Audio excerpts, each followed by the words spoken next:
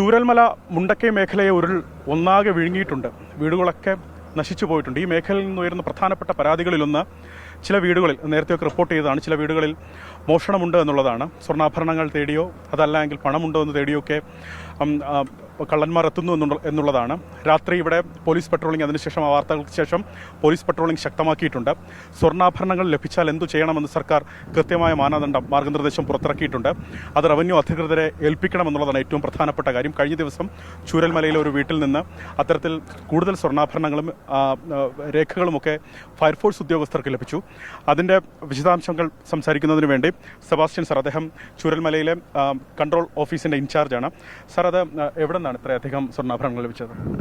ഞങ്ങൾ എല്ലാ ദിവസവും സെർച്ചിങ് അവസാനിക്കുമ്പോൾ ഒരു 6 മണിക്ക് അവസാനിപ്പിക്കുന്ന സമയത്ത് എല്ലാ ജീവനക്കാരും കൂടെ വരാറുണ്ട്.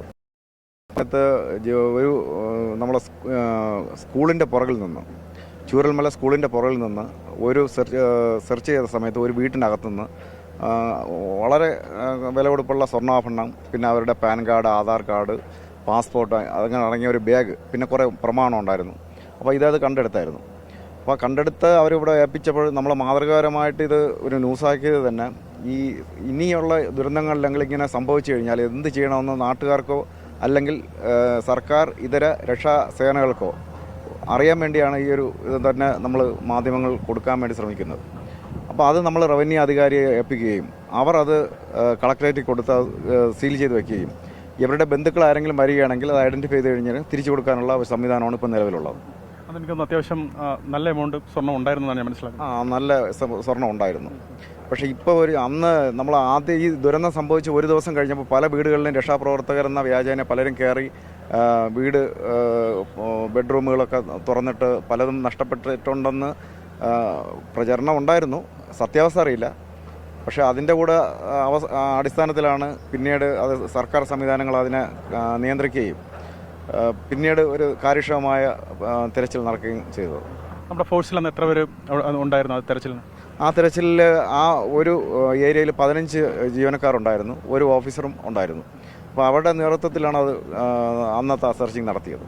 സമാനമായി നമ്മളിപ്പോൾ അതായത് ആരെങ്കിലും എവിടെയെങ്കിലും കുടുങ്ങിയിട്ടുണ്ടോ അല്ലെങ്കിൽ മൃതദേഹത്തിനായുള്ള അടക്കം തെരച്ചിൽ പുരോഗമിക്കുന്നുണ്ട്. ഫയർഫോഴ്സ് അതിന് മുഖ്യമായ പങ്ക് വഹിക്കുന്നുണ്ട്. അവിടെ ഇത്തരത്തിലൊരു ശ്രദ്ധ കൂടി പതിപ്പിക്കുന്നുണ്ടോ? അങ്ങനത്തെ തീരെയും നഷ്ടപ്പെട്ട വീടുകൾ, ഇടിഞ്ഞുപോയ വീടുകളിൽ, അതല്ലെങ്കിൽ ആളില്ലാതെ അവശേഷിക്കുന്ന വീടുകളിലൊക്കെ ഇത്തരത്തിലൊരു ശ്രദ്ധ കൂടെ പതിപ്പിക്കുന്നുണ്ടോ? തീർച്ചയായിട്ടും നമുക്ക് ആദ്യമായിട്ട് ഒരു ലൈഫിനെയാണ് നോക്കാനുള്ളത്. പക്ഷേ ലൈഫിനെ നോക്കി വരുന്ന സമയത്ത് ഇത് യാദൃച്ഛ്യമായി കാണുമ്പോഴാണ്, അല്ലാതെ നമ്മൾ സ്വർണ്ണാഭരണത്തിന് വേണ്ടിയുള്ള തെരച്ചിലല്ല. അപ്പം ലൈഫിന് വേണ്ടിയുള്ള തെരച്ചിലിടയിൽ ഇത് യാദൃച്ഛ്യമായിട്ട് ഇത് കാണുന്നതാണ്. അപ്പോൾ അത് കാണുമ്പോൾ നമ്മളത് മാതൃകാപരമായിട്ട് സർക്കാർ ഏജൻസിയെ ഏൽപ്പിച്ച് അവർക്കത് ഭാവിയിൽ അവരുടെ ബന്ധുക്കൾക്കോ അല്ലെങ്കിൽ ആവശ്യമൊക്കെ കിട്ടുന്നതിന് വേണ്ടിയുള്ള പ്രവർത്തനമാണ് നമ്മൾ ചെയ്യുന്നത്. അത്തരത്തിൽ എന്തു ചെയ്യണം, അങ്ങനെ ലഭിക്കുന്ന സ്വർണ്ണാഭരണങ്ങൾ എന്തു ചെയ്യണമെന്നാണ് ഫയർഫോഴ്സ് ഉദ്യോഗസ്ഥർ തന്നെ വ്യക്തമാക്കുന്നത്. അവരുടെ മേധാവി തന്നെ നമ്മളോട് വ്യക്തമാക്കിയത് അത് മാതൃകാപരമായി റവന്യൂ അധികൃതരെ ഏൽപ്പിക്കേണ്ടതാണ്. ചൂരൽമലയിൽ നിന്നും വിപിൻ വേളിക്കൊപ്പം അലക്സ്, റാം മുഹമ്മദ്, 24.